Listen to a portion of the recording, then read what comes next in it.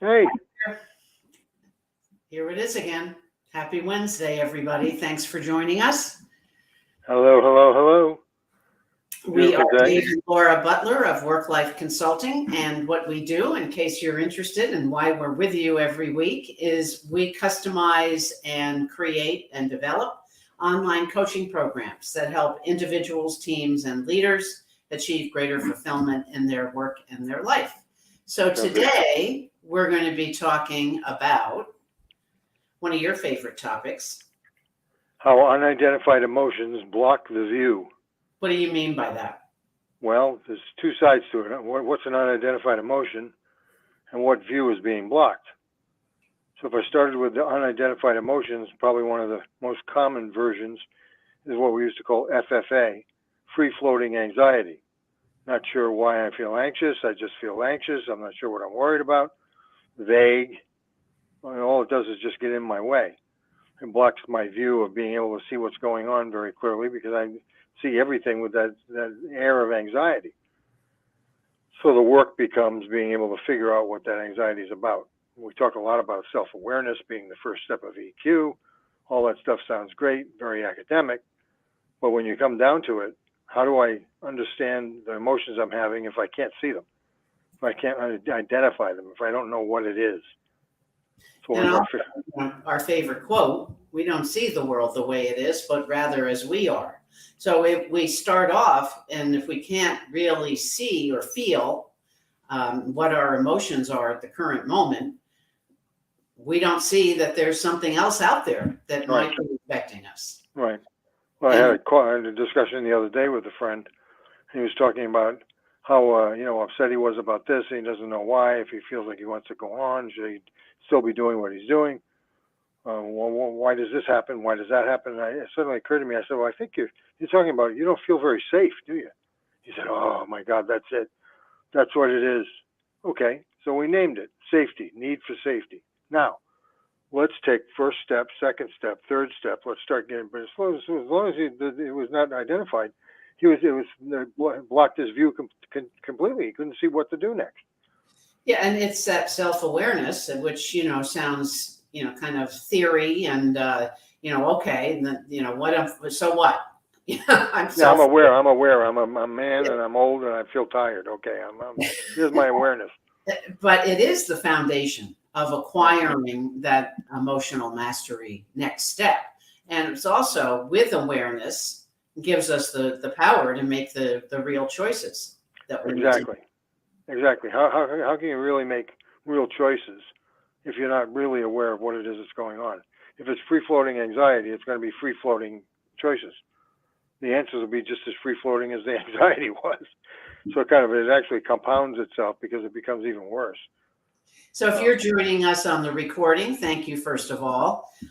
What are some of the emotional barriers you might have, around like our colleague who said it was, I just don't feel safe in my surroundings. And and I think it's also, we don't feel safe sometimes with our own decision. If we choose something, is that going to be the right way to go? And then you get self-doubt. Right. That's the big one. Self-doubt starts kicking in. And of course, part of being safe is not that I know that I'm always going to make the right choice. Feeling safe is being in an environment where I know it's okay for me to make a mistake and learn and correct it. But if I feel like I'm under the gun and I've got to be perfect all the time, that's definitely going to cause some free-floating anxiety, and I'm just going to clam up, and I probably won't be at my best. I won't be creative. I'll be taking little mini steps instead of really addressing the issue. Exactly. But if you're listening live, we are Dave and on the recording, we're Dave and Laura Butler of Work Life Consulting, and we're here every week to talk about topics that are important to you and what we hear in our practice. We design and deliver and customize coaching programs for individuals, teams, and organizations around, and it seems like the umbrella is around this whole topic of emotional mastery, helping leaders create organizations that are safe, really. Yeah. But I think too, this is an interesting discussion because we don't equate emotions with intelligence. So we hear, since the 90s, there's been this emotional intelligence, the need for it, the 5 pieces to the framework, yada, yada, yada. But we are so used to the IQ piece, the component versus the emotional component. But when you look at it, half a century ago, rational thought was the focus. Yeah, we know because we were there half a century ago. Absolutely. And what happened? You shared emotions. Oh, you would be looked at as being unreliable. You'd be looked at as being weird. If you brought up the topic of emotion, most people would look the other way because it was actively discussed that emotions are unreliable. You can't trust emotions. Well, it's not really the issue was incorrectly stated. It's not that we can't trust your emotions, because we don't know how to use the emotions. We don't know how to use them to be able to identify what's going on. And all of us have gut instincts. We all have, gut feeling about something. We just say, I don't know what it is. I think that's the right way to go. So that's intuition. That's a little bit higher level than emotions. But emotions are not necessarily unreliable. They're only unreliable if they're out of control, if you don't know what they are. But if you can name them and you can use them and you can use them to help guide you, then they play an extremely important role, especially in relationships, because other people have emotions. They may not have the same as you, but if they feel heard and they feel safe about it, now we have the opportunity to have a more open and trusting exchange. So trust is why we love the Berkman method so much is because of that link that identifies what your need is, can help you understand what your emotions are. So in my case, my need is time on my own to recharge. If I don't get that, what's going to happen? I'm going to be overwhelmed, completely overwhelmed.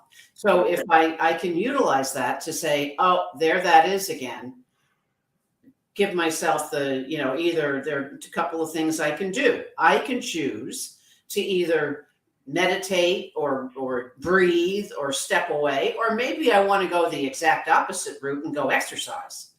So I have options. I think when we get in that emotional shutdown, the options are not clear. Well, the view is blocked. I don't see that I have options. Yeah. All I see is I'm about to be eaten by a saber-toothed tiger, even though there's no saber-toothed tiger around. My snake brain kicks in. Next thing I know, I'm on the run. I don't even know what I'm running from. I think we talk about being emotionally smart, but basically what we really need to become is sort of the master of our emotions. Right.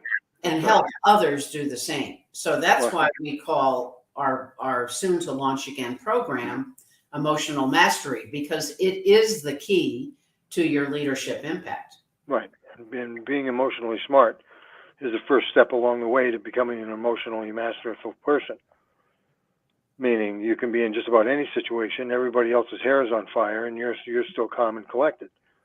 And that's part of being leadership, is you need to be able to withstand those stresses without losing control on any level of leadership, but self-leadership as well. And so one of the tools that we have in our toolbox is the mindset report. And I think this one on social acuity is really what's spot on and what we're talking about. The extent to which you have realistic expectations of other people's behaviors and attitudes. An interesting perspective. Well, it's also an important word there, realistic. That's right. Now, what's realistic to me may not be realistic to you. So once again, we have to be careful about how we define our terms. But if we're doing it together, as opposed to my assumption is, my expectation is one thing, and it shows up as something different, then I'm going to be confused. If I can do it in the clear light of day, so to speak, if we can have it be open and transparent, we can discuss what's going on, then we have a more realistic expectation of our own behavior as well as other people's behaviors and attitudes. Exactly.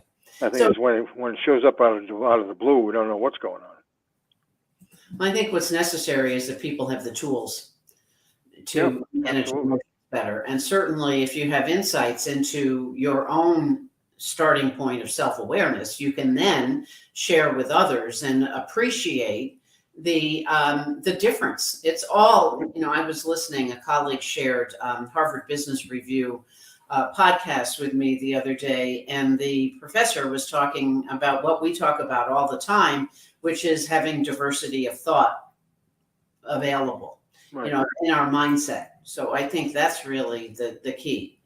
Well, I would pick up on this tools idea here. How many tools do we have to help support our IQ? Software programs, calculators, planning tools. There's all kinds of stuff we have to use to help our IQ. Where's the EQ tools? What are they? How do we use them? Some of the things that we explore and touch on in our emotional mastery course. But this is what's really important, is to realize there are tools to help, such as the Berkman, which is a wonderful assessment tool. But there are tools that have to do with interrelations, good models for being able to have crucial conversations, for example, difficult conversations, giving feedback. You don't have to just be wandering around doing it with no help. There are tools to help you focus yourself and understand what it is that you're trying to get across to the other person. Well, what I find interesting is when we talk about, by the way, our course is going to be opening up registration the week of April 11th. When we talk about this course, I get, not so much a few years ago, but now I'm getting, oh boy, is that needed. Yeah. Boy, you sure, that would sure help me. That's the kind of stuff that I hear, it's like, oh boy. All this would be great if it wasn't for the people. Why do you think it's, it's a rhetorical question, but why do you think we get that response now? Well, I think everybody's, struggling with stress for one thing. Yeah. And they don't understand why. Again, we have to name the stress. Free-floating anxiety is another word for free-floating stress. I'm not even sure what I'm stressed about. And I assume everybody's stressed about the same things as I am. So there's a lot of misassumptions right to get started. But I think we get that response from people because they're exhausted. They're tired of trying to carry the weight of the stress, trying to still make things happen, trying to get their work done, coming out of this couple of years of this pandemic, starting to move into a world that seems in chaos again. There's just so much stress. Just the idea that there's some way that you can help me bear that load with more strength and more focus, I think is just so relieving to people. I think that it's even possible. That's why people, respond the way they do when you're coaching them. It's really more about holding a mirror up and giving them an opportunity to see what their options are.